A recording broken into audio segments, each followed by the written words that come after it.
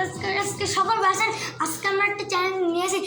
আজকে আমাদের একটা দোকান মেয়েছিল, একটা ব্যাপক দোকান আমাদেরকে মেয়েছিল।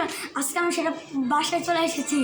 আজকে এটা প্রতিশোধ আজকে আমরা নিব। বন্ধু